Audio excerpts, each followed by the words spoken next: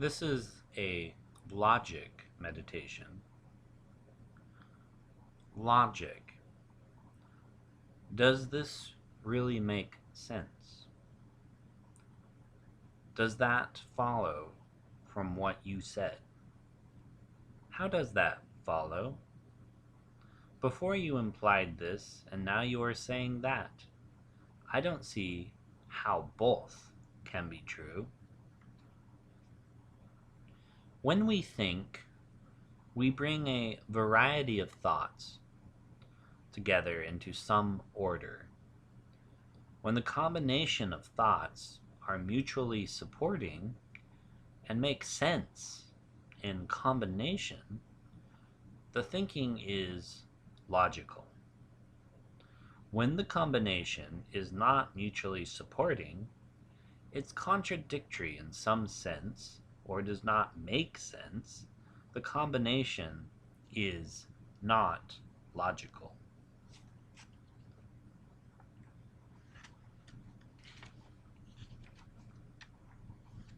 Intellectual autonomy. Having rational control of one's beliefs, values, and inferences, the ideal of critical thinking, is to learn to think for oneself, to gain command over one's thought processes. It entails a commitment to analyzing and evaluating beliefs on the basis of reason and evidence, to question when it is rational to question, to believe when it is rational to believe, and to conform when it is rational to conform. Intellectual integrity is part of reason. Recognition of the need to be true to one's thinking, to be consistent in the intellectual standards one applies, to hold oneself to the same rigorous standards of evidence and proof to which one holds one's antagonists, to practice what one advocates for others, and to honestly admit the discrepancies and inconsistencies in one's own thought and action is to be reasonable. To be reasonable or logical means to have a consciousness of the need to use intellectual insights and truths in spite of difficulties, obstacles, and frustrations.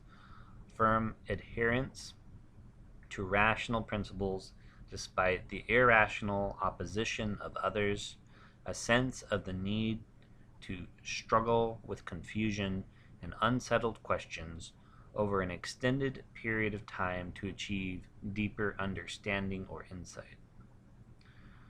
To be logical means to have confidence in reason. Confidence that in the long run, one's own higher interests and those of humankind at large will be best served by giving the freest play to reason, by encouraging people to come to their own conclusions, by developing their own rational faculties. Faith that with proper encouragement and cultivation, people can learn to think for themselves, to form rational viewpoints, draw reasonable conclusions, think coherently and logically, persuade each other by reason, and become reasonable persons despite the deep-seated obstacles in the native character of the human mind and in society as we know it. To be reasonable is to have a consciousness of the need to treat all viewpoints alike, without reference to one's own feelings or vested interests, or the feelings or vested interests of one's friends, community, or nation. It implies adherence to intellectual standards without reference to one's own advantage or the advantage of one's group.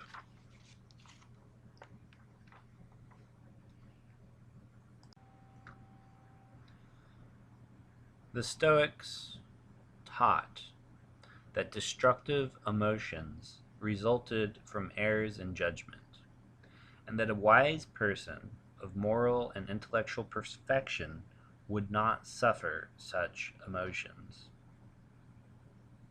Indeed, sometimes to be reasonable means not to place one's confidence in one's emotions, nor in the emotions of others, or a group of others, or a nation of others, but rather to put one's confidence in the evidence alone and in reason alone, without getting tied down by destructive emotions. Indeed, to be reasonable means that one, from time to time, and often many a time, will need to suppress emotion in favor of logic, and that not always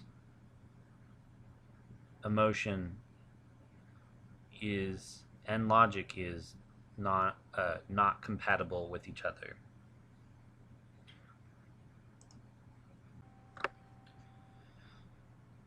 We will now cultivate a sense of rationality and reason in 6 stages. First, with oneself, repeat the words and feel the words being repeated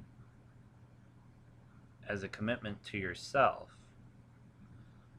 that you will be rational. That you will be rational towards yourself, reasonable towards yourself, and logical towards yourself.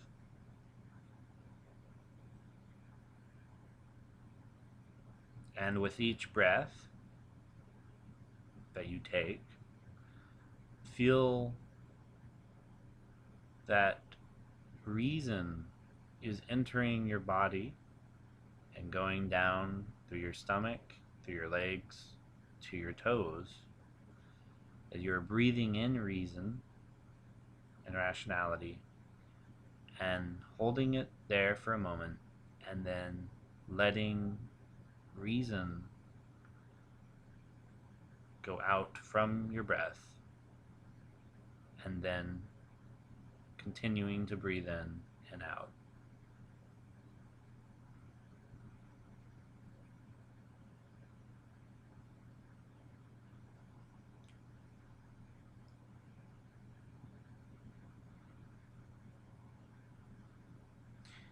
If there has been times when you have not been reasonable,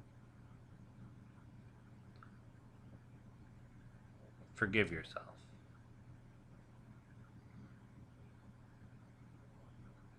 But also, with each breath, commit to yourself that you will judge yourself reasonably in the future.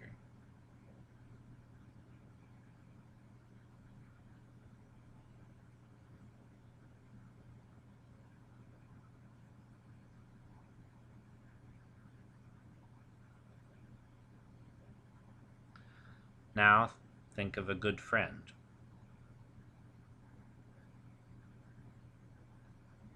Someone that you respect, that you find is a rational human being, that you respect them for their rationality, and also know that they too have times of irrationality. And with each breath, send to them your rationality, which enlarges their rationality.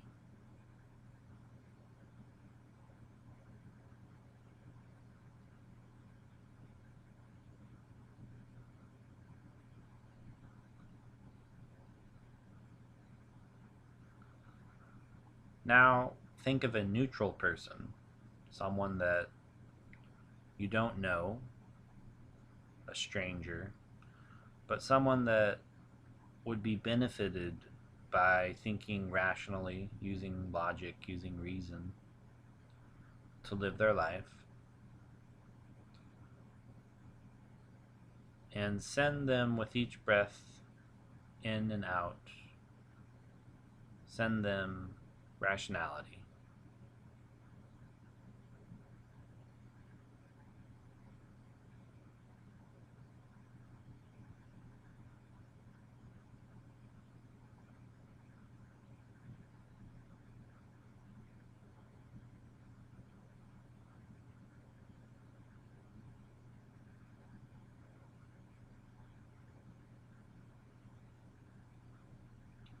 Now, think of a difficult person, someone that you consider maybe an enemy, someone that you have had an argument with, someone that has been particularly irrational with you.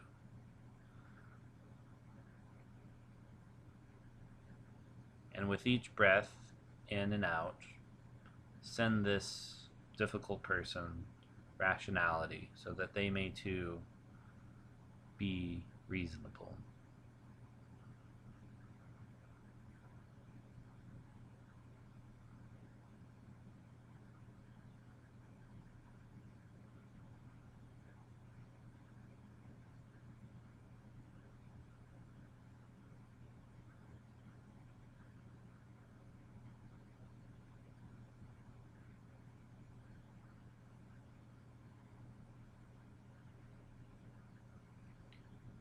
Now,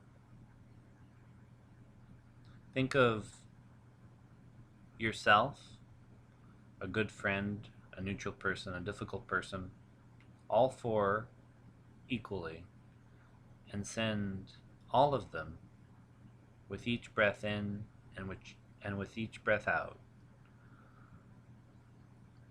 Rationality, logic, and reason.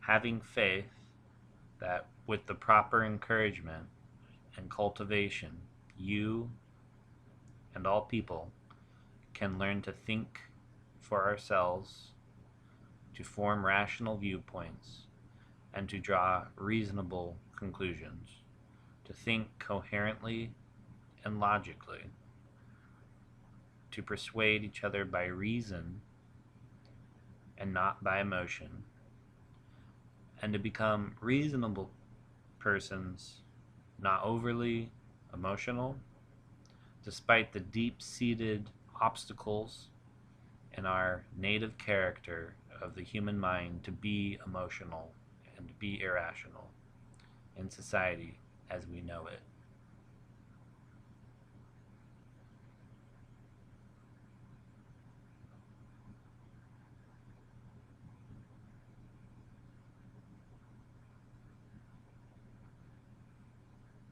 Now, with your final breath, you're going to breathe in and to breathe out rationality, not only for yourself, a good friend or a neutral person or a difficult person you've had to deal with, but gradually you're going to breathe in and breathe out to the entire universe and all that exists, including plant life, animal life, inorganic matter, and the multi-universes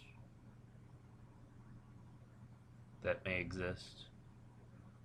You will breathe out the logos, or the logic, or the reason to all of the universe.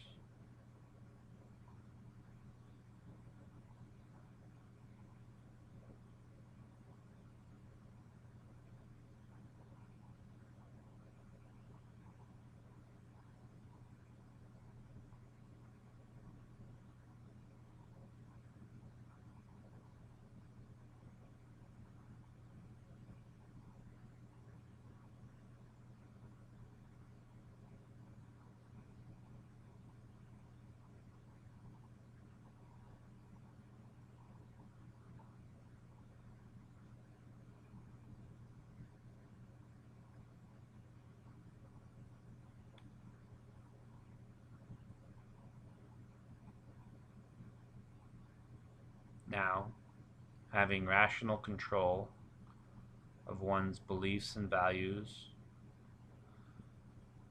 which is the ideal of critical reasoning and critical thinking, which is to learn to think for yourself, to gain command over your emotions and over your thought processes,